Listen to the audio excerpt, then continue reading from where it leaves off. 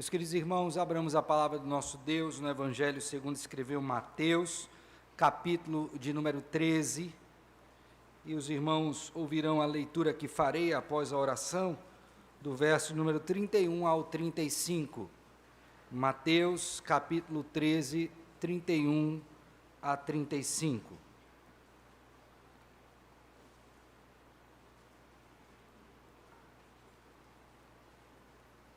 Mateus 13, 31 a 35. Abra sua Bíblia, permaneça com ela aberta, nós vamos orar e em seguida eu lerei o texto. Senhor Deus, neste momento do culto, abrimos a Tua Palavra e queremos agradecer ao Senhor por tê-la conosco. E cremos dentro de nós. Agora, ó Deus, quando leremos a mesma, buscando ouvir a Tua voz por meio da pregação, que é a voz do Senhor para nós, rogamos a iluminação do Teu Santo Espírito, que pelo Teu poder sejamos iluminados, convencidos da verdade e transformados pelo Senhor. Ajuda-nos, ó Deus.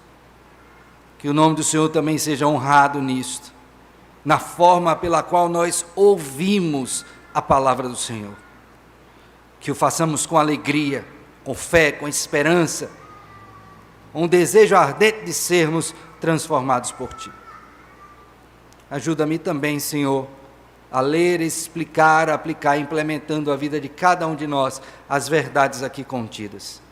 Assim Te bendizemos em Cristo, Senhor e Salvador nosso, com gratidão e perdão dos nossos pecados. Amém, amém. Assim diz a palavra do Senhor, irmãos, Mateus capítulo 13, 31 a 35. Outra parábola lhes propôs, dizendo: o reino dos céus é semelhante a um grão de mostarda que um homem tomou e plantou no seu campo, o qual é, na verdade, a menor de todas as sementes, e crescida é maior do que as hortaliças, e se faz árvore, de modo que as aves do céu vêm aninhar-se nos seus ramos. Disse-lhes outra parábola: o reino dos céus é semelhante ao fermento que uma mulher tomou e escondeu em 3 medidas de farinha, até ficar tudo levedado.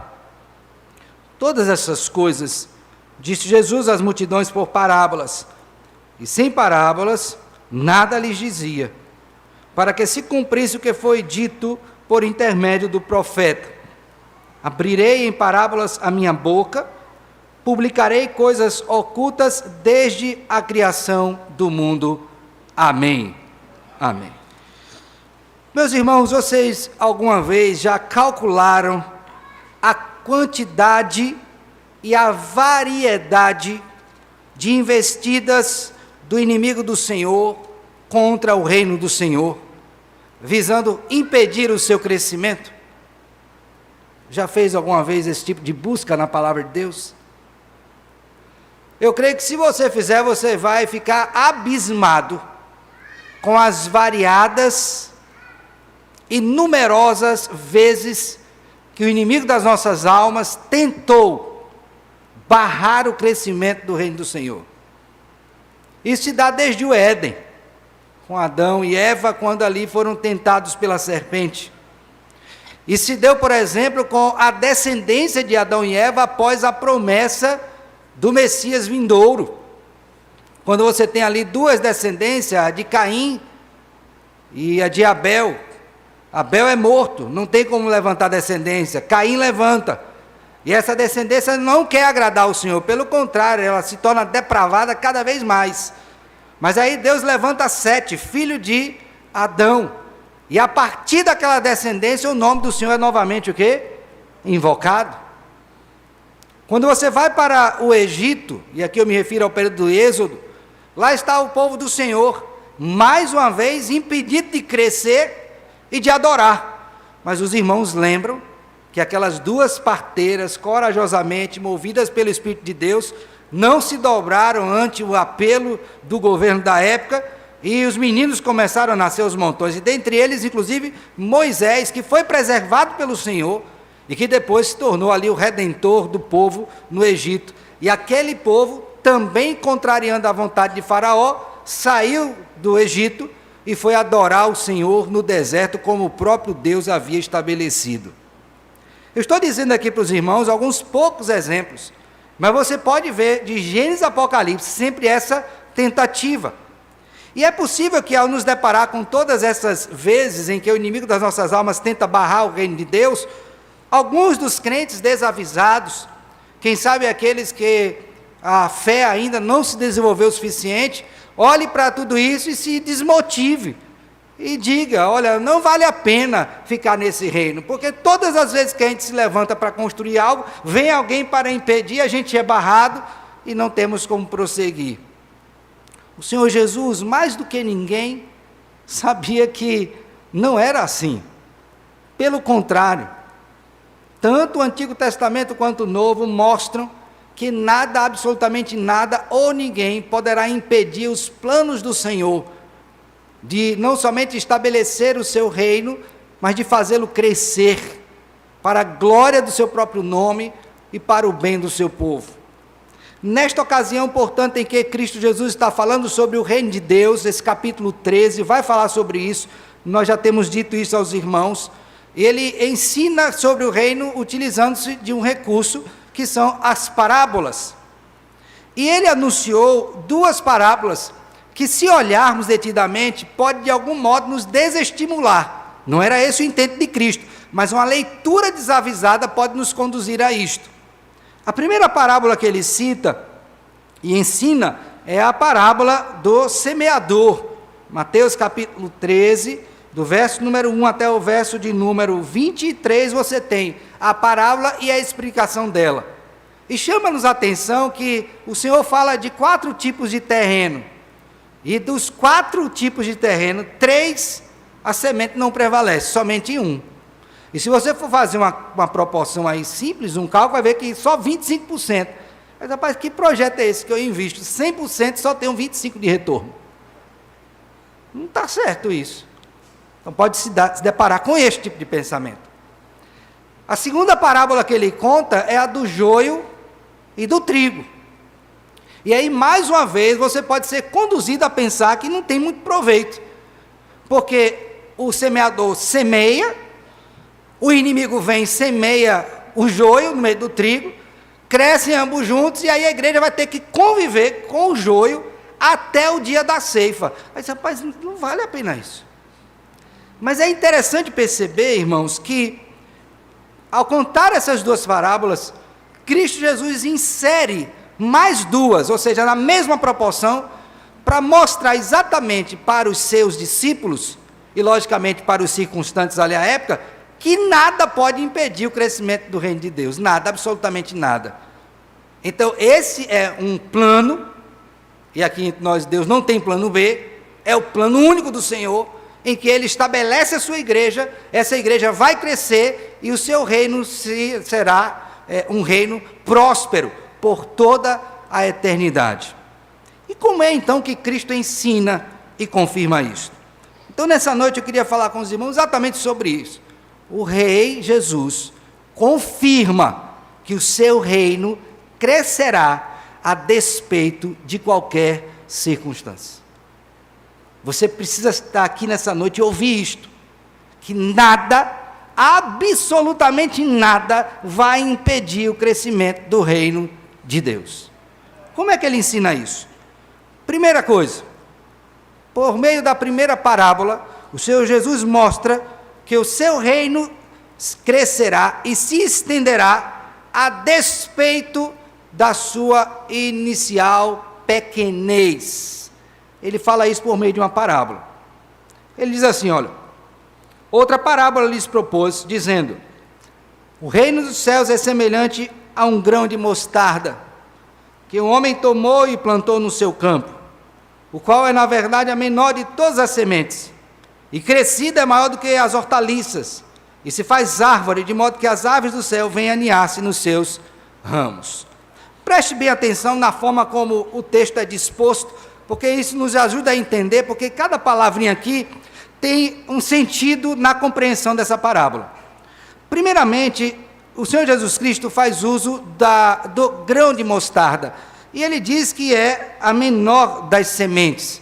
Logicamente que hoje nós sabemos que ela não é a menor das sementes, Cristo não está mentindo, mas é aquilo dentro de um contexto dos seus ouvintes, era a menor das sementes, era que eles tinham maior acesso, portanto ficava fácil vislumbrar isto.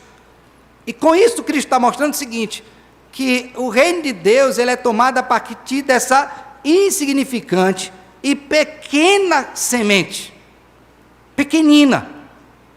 E alguém poderia dizer, porventura isso vai dar certo, desse tamanho, com essa dimensão isso vai funcionar. E aí o que Cristo mostra? Que aquele homem toma uma semente e planta no seu campo. Observe bem essa atitude de tomar e plantar. E aqui você tem agora essa ação soberana do Senhor, disseminando o seu reino, mostrando então que ele mesmo era encarregado de fazer e proporcionar esse crescimento. Logicamente que ele se vale dos seus meios, que somos nós, os pregadores da palavra, para que esse reino cresça, mas é uma ação soberana de Deus. Ele planta. E mais do que isso, é dito também que esta semente, ela cai em solo próprio e ela cresce. E ela se torna então a maior de todas as hortaliças, e o texto diz que ela se torna como uma árvore. É importante você lembrar aqui que, como ele está falando de comparação, uma mostarda não é uma árvore, tá? É como um arbusto, mas diferente de outras hortaliças que cresciam centímetros, esta do grão de mostarda poderia crescer de 3 a 5 metros de altura. Então você imagine, não é? Eu não sei se você tem algum tipo de plantação na sua casa, mas imagine ali um coentrozinho, não é? Imagine aí um cheiro verde lá. Você vai olhar para aquilo, é pequenininho. Aí você planta uma sementinha bem menor do que todas estas, e ela se torna uma grande hortaliça de 3 a 5 metros. Logicamente que quando eu penso nisso, eu olho para a minha casa, né? E olho para aquele pé de acerola lá em casa, que tem mais ou menos essa altura. Agora você imagine uma hortaliça que começou com um grãozinho desse tamanho, tomar essa proporção. Por que Cristo está fazendo uso disso? Para mostrar que este humilde começo não pode ser relacionado com a grandiosidade do que se tornará aquela semente. E aqui eu queria que você abrisse seus ouvidos para ouvir algo que o profeta Zacarias diz. Por favor, abra sua Bíblia aí em Zacarias, capítulo de número 4. É o penúltimo livro da Escritura. Neste texto, o profeta Zacarias está tendo a sua quinta visão. E aqui é um período de reconstrução do reino. Lembre que Deus levou o seu povo para a terra prometida. O povo tinha um tabernáculo que era móvel. Ao chegar na terra prometida, construíram o tabernáculo fixo. Depois o povo se desviou do Senhor, esse tabernáculo foi destruído, e o povo foi levado para o exílio na Babilônia. Depois esse povo volta para reconstruir o templo. Quando o povo volta, aqueles que voltaram e que conheceram o templo antigo, quando viram a reconstrução do novo, com Esdras, começam a chorar. Porque eles tinham uma noção gloriosa do primeiro templo. E agora olham para o segundo e dizem, é muito pequeno. Como que isso aqui pode ser mais glorioso do que o que tínhamos antes? E Esdras relata que eles choraram muito. Mas aí o profeta Zacarias, que era contemporâneo, traz uma profecia no verso de número 10 do capítulo 4, que é muito interessante, e que é um alerta para aquele povo que chorava em face daquele templo, aparentemente de menor significado do que o anterior. Olha o que é dito, verso 10, pois quem despreza o dia do quê? Dos humildes começos, esse alegrar-se-á vendo o prumo na mão de Zorobabel. O que está sendo dito aqui? Não se entristeça por este templo que aparentemente não tem significado, é até para alguns desprezível. Se alegre com o que você vai ver no futuro. É este mesmo tipo de entendimento que Cristo Jesus está trazendo nessa parábola. Não se entristeça se você acha que o reino de Deus é como um grão de mostarda pequenininho. Lembre do que ele será no futuro, no que ele se tornará.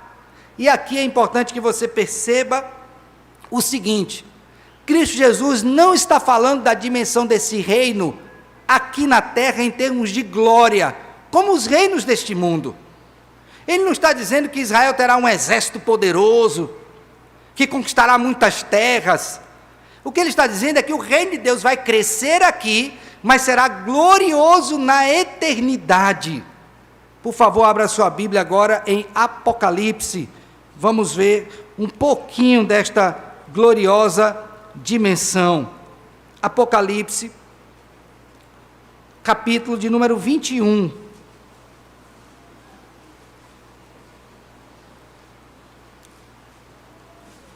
Verso 9, vou ler a partir daí.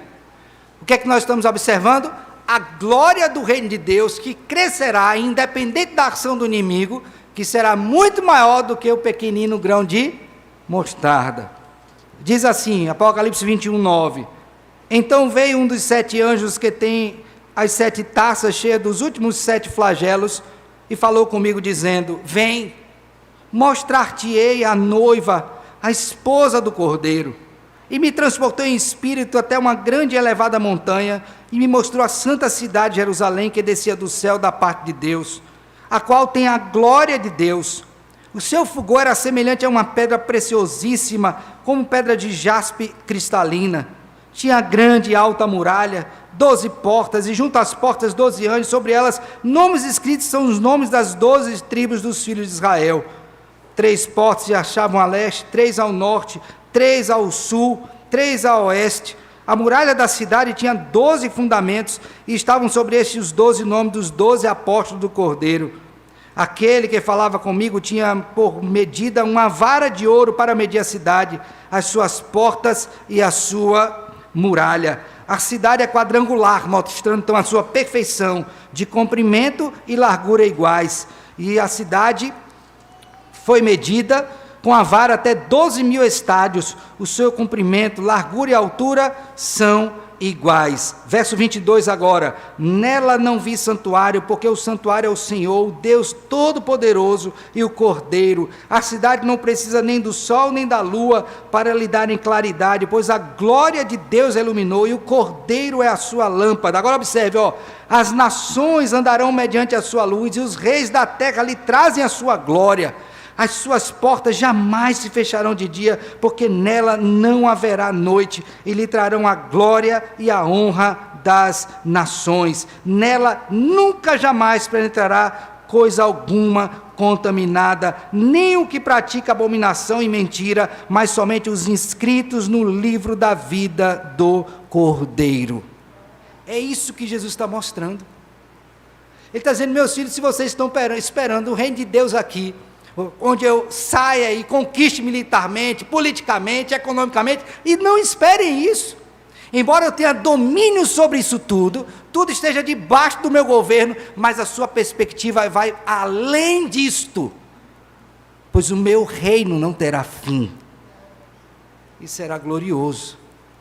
Então Cristo está mostrando aqui, por meio dessa parábola, em primeiro lugar, que não importa a pequenez, importa o que ela vai se tornar no final.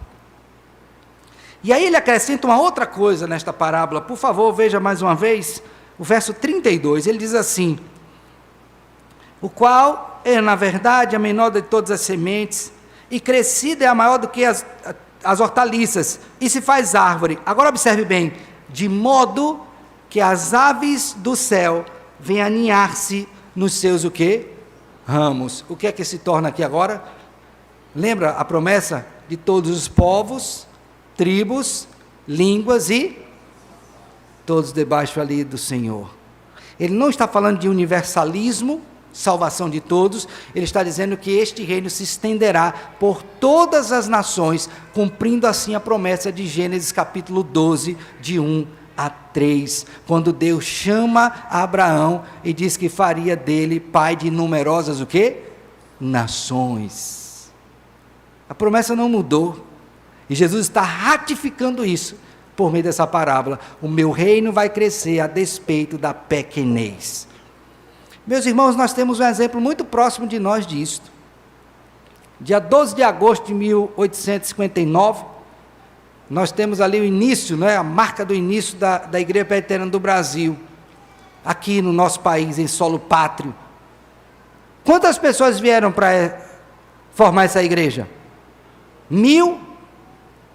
1 milhão? Não.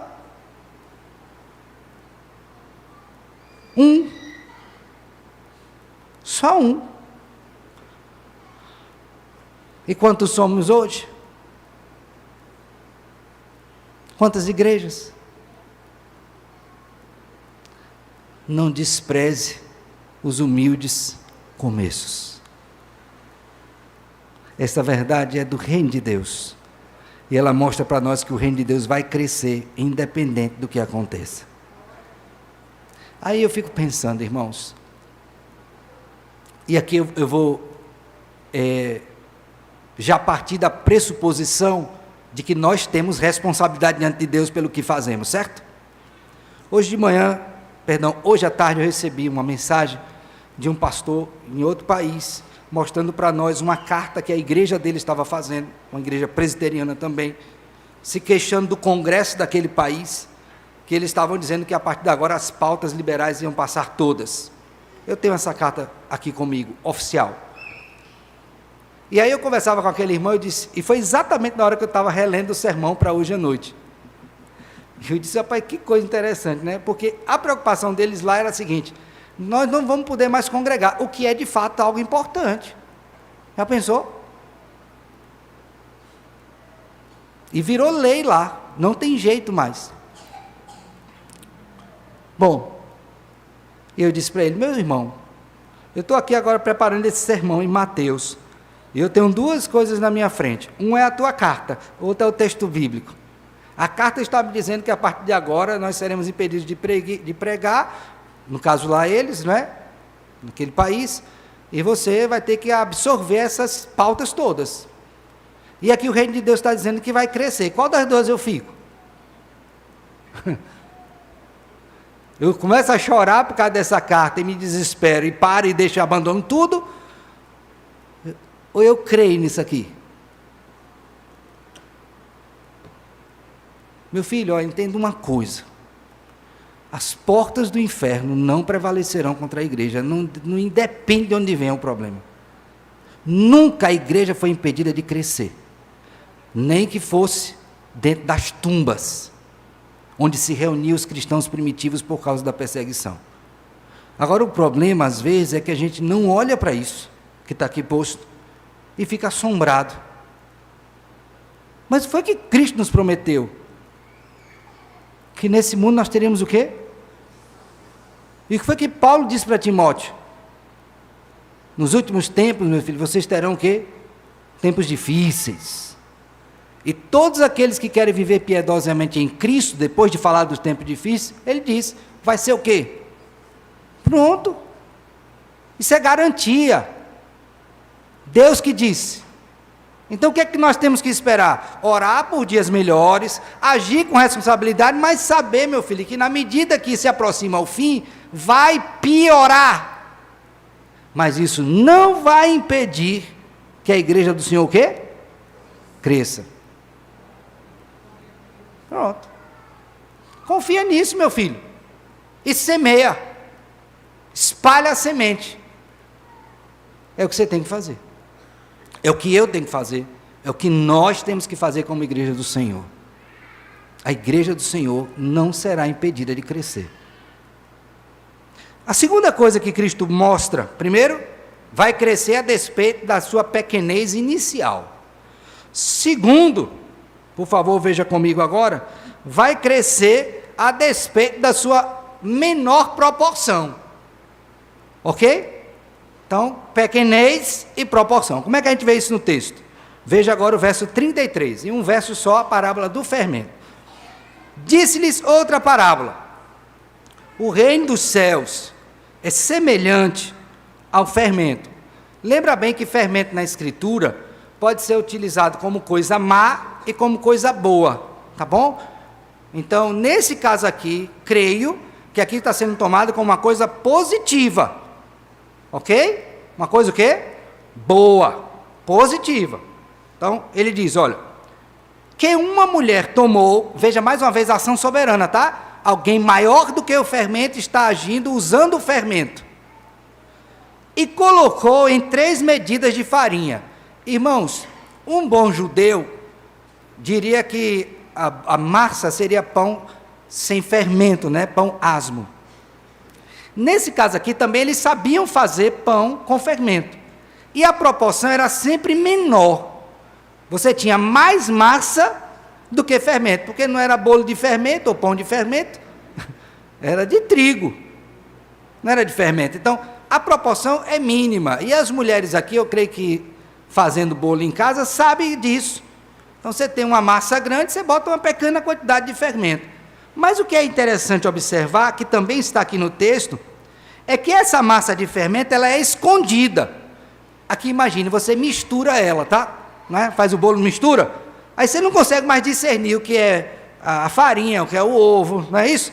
O que é a manteiga, está tudo misturado, está escondido. Então ele está dizendo o seguinte, o reino de Deus é como se fosse um fermento escondido, está aí. Mas o que acontece? É que ele age até ficar tudo levedado. Então o reino de Deus, ele vai crescer e atingir tudo que Deus estabeleceu, quer queiramos ou não. Como é que a gente sabe disso? Porque o texto diz que a massa fica toda levedada. Aí eu fiquei pensando mais uma vez, né? Com os meus botões. Você já alguma vez fez um bolo, botou fermento, que só metade dele cresceu e outra metade não? Ou de repente você botou o fermento e o bolo não cresceu? O povo chama, né? Que solou, né? Já pensou por essa experiência? Pois aqui, meu filho, não tem esse problema.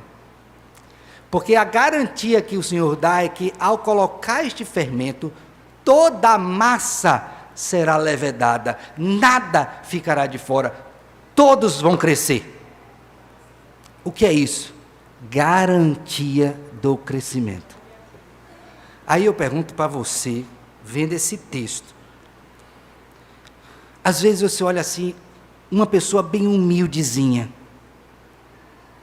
indouta, mas ela está com a Bíbliazinha dela na mão. Ela não fez um curso de teologia, ela não sentou em bancos de escola de teologia, mas ela abre a Bíblia ali e ela lê que Jesus é Salvador, que ela deve pregar. E aí ela vai para o trabalho dela com a Bíbliazinha dela debaixo do braço, aí chega lá na feira, ela senta e começa a ler a Bíblia, o fermentozinho, lá no meio da feira. Aí o outro que está do lado dela vai ouvindo ela lendo, aí pergunta, o que você está lendo? Ela diz, não, estou lendo a Bíblia. Ouça aqui isso. Aí daqui a pouco, o vizinho da barraca já está com a Bíblia, aí o outro com a Bíblia, outro com a Bíblia. Aí diz, rapaz, como é que foi? Não, foi aquela senhorinha lá, que veio há muito tempo atrás, sentou aqui e começou a ler a Bíblia. E hoje você tem lá um grupo grande de pessoas convertidas pelo Senhor Jesus Cristo, como um fermento que está na massa e que faz tudo crescer. Assim é o reino de Deus, irmãos, e nada impede o seu crescimento. O Senhor quer mostrar que não importa o pequeno começo, não importa a quantidade, uma coisa é certa, Deus fará o seu reino crescer na proporção que Ele estabeleceu.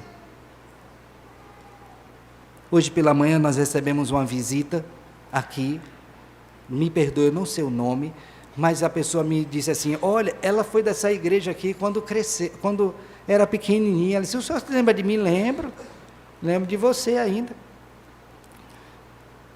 E eu fiquei pensando, fui para casa com isso já em mente, e lembrando quantas vezes, irmãos, a gente é usado por Deus para levar a palavra para alguém, e a gente acha que aquilo não vai dar em nada, mas aquela palavrinha cai ali naquele solo, e ela germina, cresce, incha, e daqui a pouco ela já está alimentando outras pessoas com a mesma bênção que ela recebeu, pois de graça recebeu e de graça também ela dá. O reino de Deus vai crescer.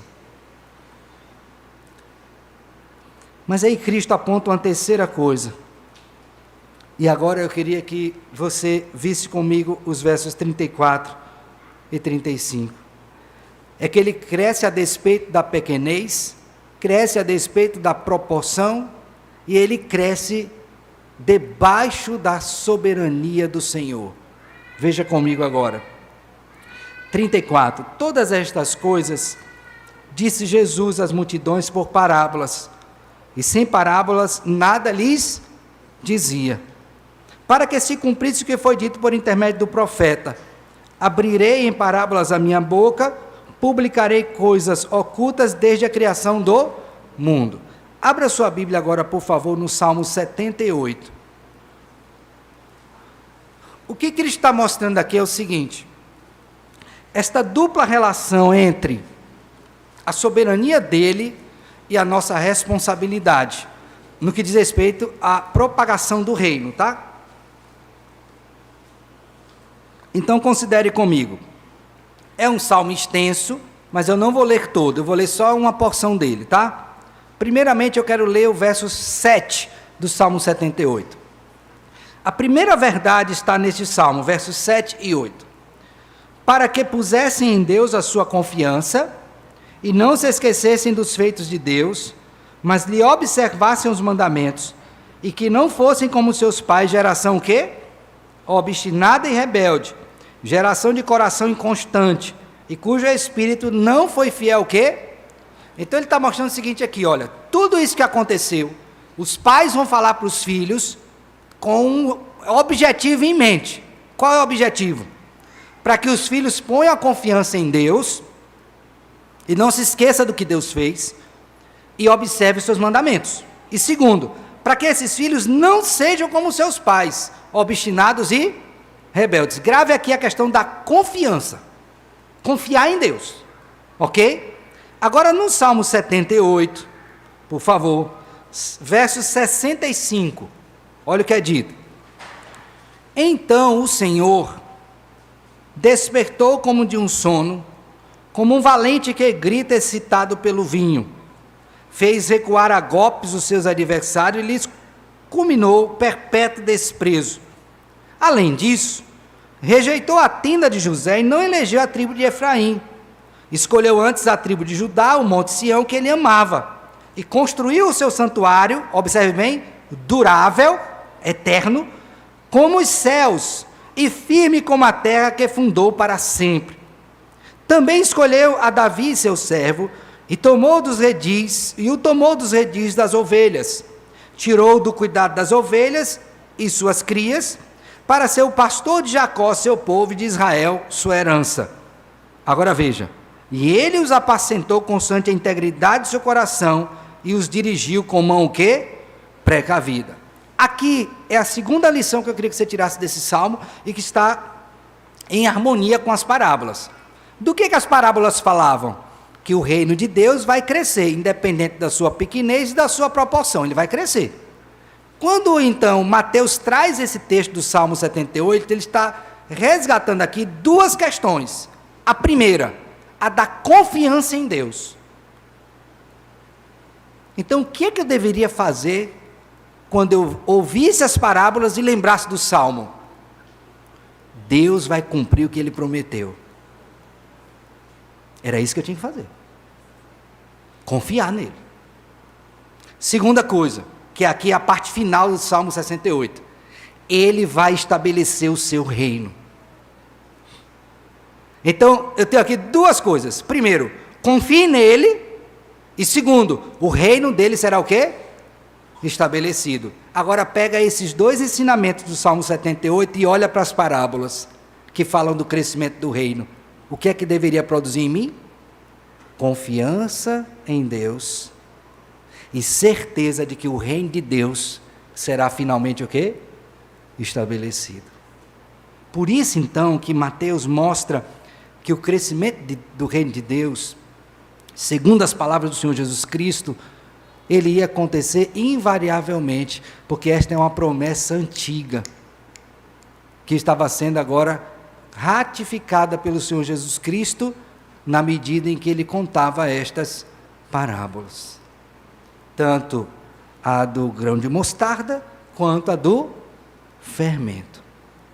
Diante disso, irmãos, que lições preciosas nós podemos tirar para a nossa vida?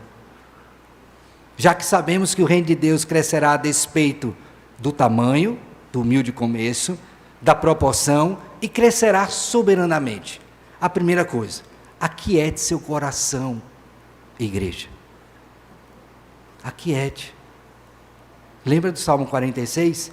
Aquietai-vos e sabei que eu sou o quê? Deus. Calma. Calma. Por que você está ansioso? Calma. Calma. Isso não é uma postura negligente, irmãos. É uma postura de confiança, porque nós devemos saber nas mãos de quem estamos. Deus que nunca abandonou o seu povo, que nunca foi impedido, diante de qualquer ação inimiga, de fazer o seu reino progredir. Nunca. Calma, calma, calma. Sou exaltado em toda a terra, sou exaltado nas nações. Calma. Então, a primeira coisa, calma. Não tem joio que vai impedir, não tem diabo, não tem tentação, não tem pecado que vai impedir. Não, meu filho. Ele vai fazer o seu reino crescer. Calma. Então, aquietai-vos. E sabei que eu sou o quê? Deus. Então, a igreja, em meio a todas as turbulências do mundo, tem que ficar como? Ansiosa. Ai, meu Deus, o que é que vai ser agora de mim? Ai, meu Deus. Não, a gente vai olhar para isso, logicamente que não é uma notícia boa, mas nós vamos descansar em Deus, irmãos. Vai fazer o quê? Vamos descansar no Senhor. Cumpre a sua missão, com responsabilidade, mas confie em Deus. Pronto. Segunda coisa, lembre bem, nunca despreze a Deus e a sua igreja. As pessoas olhavam para o grão de mostarda e poderiam desprezar. Poderiam olhar para uma medida de fermento, muito menor em proporção do que a medida de massa, e desprezar. E Zacarias, que eu li com vocês agora, 4:10, diz, não despreze o dia do quê? Dos humildes começos. Então não despreze a igreja não. Triste de quem desprezar a igreja. Eu espero que esse desprezo não esteja no seu coração. Pelo contrário. Deus é soberano, irmãos. Nós afirmamos isso, reafirmamos isso, cantamos isso. Então não despreze. Não despreze nem a Deus, nem a sua igreja. Nós fazemos parte, irmãos, do único reino da terra e céu que se estabelecerá finalmente. Você imaginou o que é isso?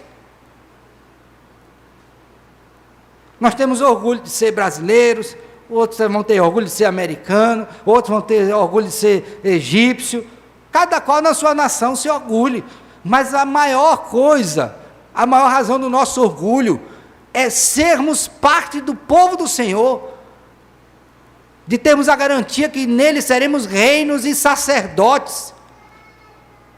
Foi ele que prometeu isso. Leia Êxodo 19:5 e você vai ver isso lá. De ti farei uma grande nação. Nós estamos dentro desse projeto. Então você tem que se alegrar de fazer parte daquele reino que vai crescer, não do que vai ser destruído.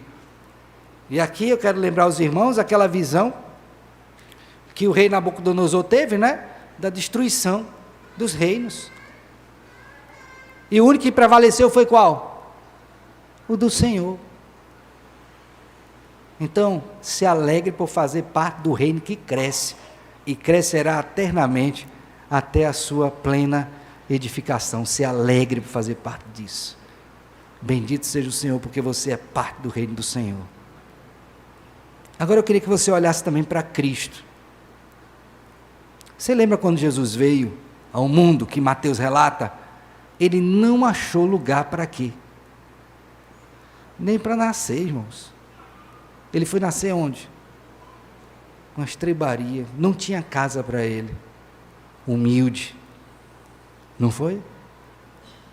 E à medida que ele foi crescendo,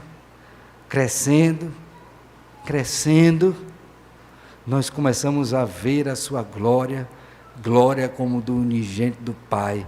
E ainda não se mostrou que será plenamente, porque ele virá uma segunda vez em toda a sua glória e resplendor. Aquele que era bem humildezinho, será visto por nós, porque todo olho verá Jesus vindo na sua glória. Portanto, se o Rei do reino é glorioso, o reino do Rei também é o quê? Glorioso. Então você precisa se alegrar nisso. Quando você toma parte na mesa do Senhor, que sabe que Ele deu a vida dEle para te salvar, é um testemunho do que Ele prometeu, Ele está cumprindo, não é que vai cumprir não, Ele está cumprindo. Ele disse que viria, servo sofredor, e veio, humilde, mas Ele também disse que viria uma segunda vez, pois no dia da instituição da ceia, Ele falou para os seus discípulos, e eis que não beberei deste fruto da videira, até aquele dia, quando hei de beber de novo convosco, aonde? No reino de meu Pai. Nada impedirá o crescimento do reino de Deus. Confie nisso, porque é isso que Deus nos promete. E isso deve fazer você levantar sua cabeça, olhar firmemente para o autor e consumador da nossa fé e confiar que independente do que aconteça,